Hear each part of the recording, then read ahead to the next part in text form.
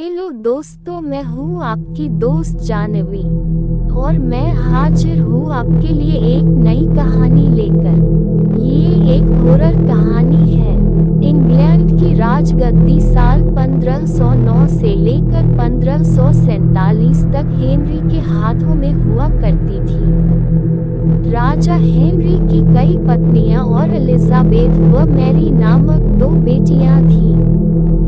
इनमें से मैरी राजा की पहली पत्नी की बेटी थी। राजा हेनरी को मैरी ज्यादा पसंद नहीं थी, इसलिए वो उसके साथ बुरा व्यवहार करते थे।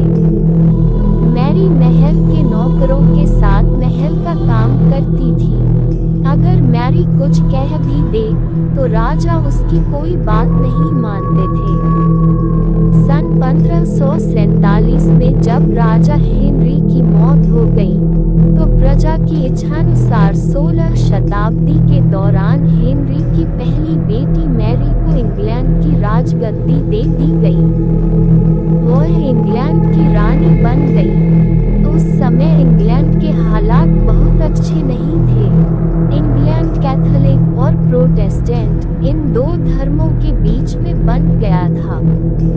उस समय दोनों धर्मों के लोगों के बीच जंग छिड़ी हुई थी। रानी मैरी चाहती थी कि पूरे इंग्लैंड में सिर्फ एक ही धर्म हो, लेकिन लोगों ने उसकी यह बात मानने से साफ इनकार कर दिया था। इससे नाराज होकर रानी ने उनकी बात न मनाने वालों को मौत की सजा दे दी थी। वह ऐसे लोगों को जिंदा भी जला देती थी। रानी मैरी की इस क्रूरता की वजह से इंग्लैंड के लोग उससे नफरत करने लगे। ऐसा भी कहा जाने लगा कि रानी मैरी कुंवारी जवान लड़कियों के खून से नहाती थी। उसका मानना था कि उनके खून से नहाने से वह ज्यादा दिनों तक जवान रह सकती है। कुछ सालों बाद रानी मैरी ने शादी कर ली और कुछ समय बाद इंग्लैंड में एक खबर आई कि रानी मैरी गर्भवती है और जल्द ही उनके राज्य को उनका नया राजा भी मिल जाएगा। इस बात से हर सभी खुश हुए, लेकिन उस समय रानी मैरी के साथ बहुत ही अजीब घटना हुई। उनके गर्भ से किसी भी बच्चे का जन्म नहीं हुआ, बल्कि कुछ ही महीनों के बाद रानी मैरी का पेट फिर से सामान्य हो गया।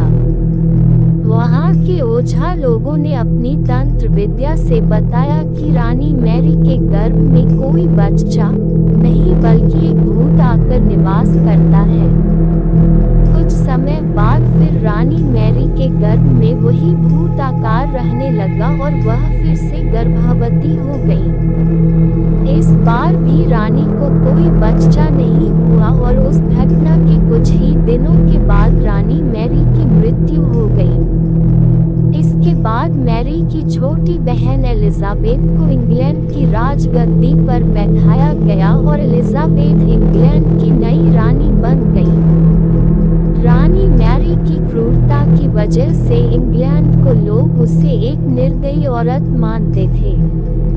वहीं जब उसके गर्भ में बच्चे की जगह एक भूत का निवास होने लगा, तो लोगों ने उसे शापित भी करार दे दिया और इसी वजह से उसे लोगों ने ब्लडी मैरी का नाम दिया।